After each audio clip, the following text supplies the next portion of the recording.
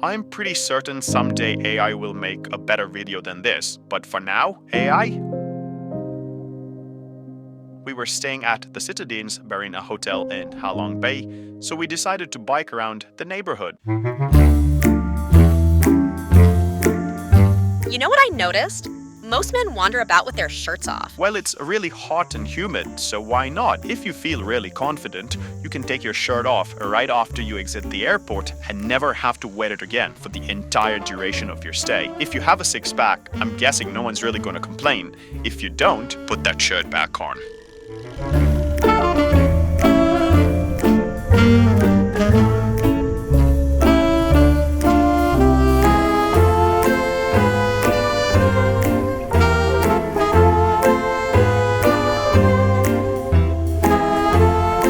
Like the building to the right, there were a lot of empty buildings. We were there in July, which I believe is the off-season, so most of these tourist places were empty. Yeah, I was surprised too. Lots of empty buildings. We had stopped by a night market, and the only other people apart from us was a busload of Korean tourists. It was quite empty.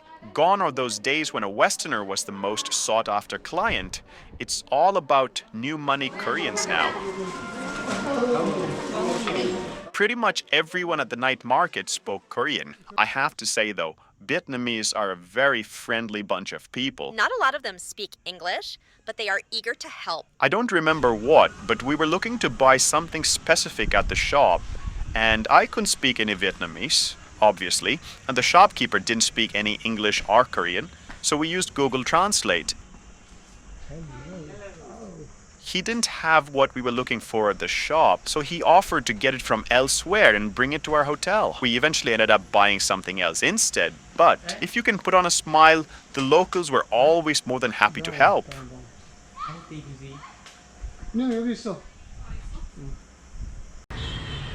While biking around the Vietnamese countryside can vary between blissful and dreamy, biking in an urban area can be best described as chaotic. If you're not used to driving in Asia, you're better off walking around the city or taking a taxi. The code is more what you'd call guidelines than actual rules.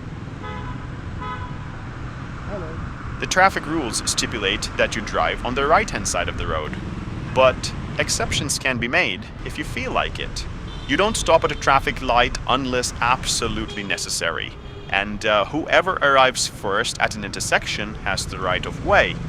It may all seem chaotic, but there is a method to the madness that can be mastered with enough time.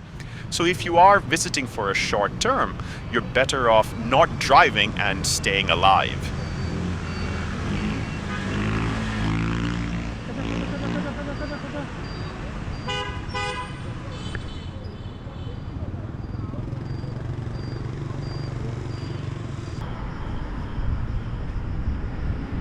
We finally made it to the hotel. Our biggest regret, if any, from our trip to Vietnam was that we didn't spend more time there. It's an absolutely lovely country to visit.